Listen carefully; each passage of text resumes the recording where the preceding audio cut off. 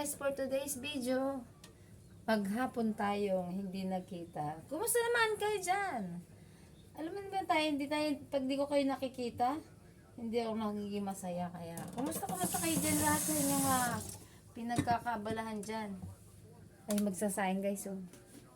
Ganito lang talaga tayo. Habang nagsasaing, wala tayong gagawin kundi linis ng isda. Bumili ako ng isda. Bumili ako ng isda guys, galunggong yung bilog. Kasi yes. Aray ko ang aking naglinis ako ng isda.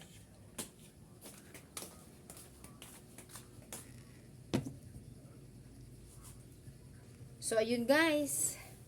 Dahil sa kauwi lang namin ang kapatid ko. Siyempre magtatanggal tayo ng mga pinagbaunan. Pwede pa kaya ito? Pinagbaunan namin. So kailangan nating linisin kasi mapapanisan ng pagkain. Dahil ko nga diyan ka lang guys.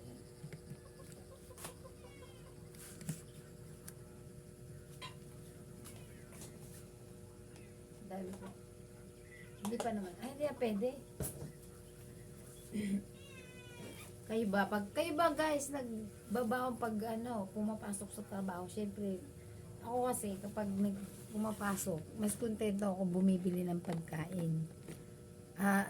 Nagluluto ako ng pagkain, hindi ako bumibili ng pagkain. Mas kontento ako doon sa pagluluto ng sarili mong food. Kesa naman bumili ka, hindi ka makakapag-budget kasi pag bumili ka ng pagkain na di mo naman magugustuhan yung lasa agad-agad dahil siyempre nasa plastic. Kaya nagluluto ako sa umaga. Gumigising talaga ako ng maaga para makapagluto ako ng almusal at lunch namin ng aking kapatid. Kaya dyan muna kayo guys. May gagawin ako. Manood kayo. Saglit lang ako. Babalik ako guys. Tingnan nyo kung gagawin ko, kung anong ginagawa ko. O yan guys! Ang aking kusina, syempre. Malinis guys ang kusina. Araw-araw ko ito nililinis. Araw-araw kasi ayoko ng kusina dumi sa lahat. May galunggong ako yan, lulutuin ko yan guys. Hugasan ko muna yung aking mga kanik na binaunan. Hello, yan guys. Manood kayo sa akin. Yan kasi alam nyo guys, kapag nasa-uwi ako, lahat ng angulo ng bahay ko, tinitingnan ko kung malinis ba. Kasi maghapon eh. Pero sa umaga, nagmamadali ako. Hindi ako masyadong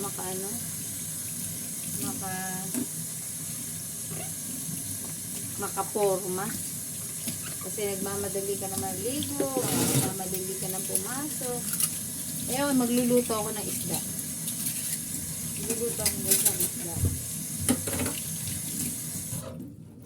Magluluto na tayo ng isda. Tinatakpan ko ang aking lagayan ng pinggan kasi ayoko nang ginagapangan ng ipis. So, kailangan nating maging malinis sa ating bahay.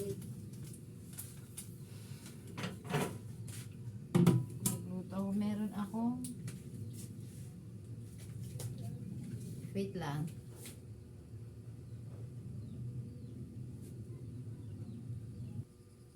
O yan ang ulam namin bukas, Baguio beans. Bumili ako ng Baguio beans, yan ang ulamin namin bukas. Baon sa trabaho, nalaglag. Yan, gigisahin ko to guys mamaya. Tsaka isang sibuyas. Di bawang na, ilang peraso lang itong bawang. Isang kamatis. Pwede na tapos pritong isda. Pwede na yan guys. Pwede ito na nga bukas na. Iprito ko ng isda. Yan. So yan guys. Nagpiprito tayo ng isda. Pero di ko kayo sa pwedeng pakita. Kasi alam naman may mga kabawalan dyan. Hindi ko alam kung ano. Basta ingat-ingat na lang tayo. Magpiprito lang ako ng isda. Maririnig nyo, nagpiprito lang ako. Yan guys.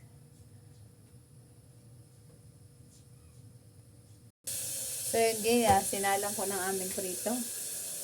Habang tayo naghihintay, naghihiwa ako na ito. Naghihiwa ako ng gulay. Nagtatanggal pala ako ng gulay. Alam nyo ba yun guys? Habang ako nagtatanggal nito, yung mga gulay na to ay napaka-importante. Benefits ito. Itong ulam namin bukas. Kailangan ko muna siyang tanggalin ng konti. Yan. Ganito. Konti lang yan guys. Ganyan po ang pagtanggal niyan. Yan. Pag masipag kayo. Pero pag mga tamad kayo, o yan. Ginaganyan yan. Diba? Ayun guys. Sana po may natutunan kayo sa aking video. Sana may natutunan kayo. So yun guys. Babay na muna. At hindi pa tayo makakatapos mag-video. Yan. Salamat sa inyo.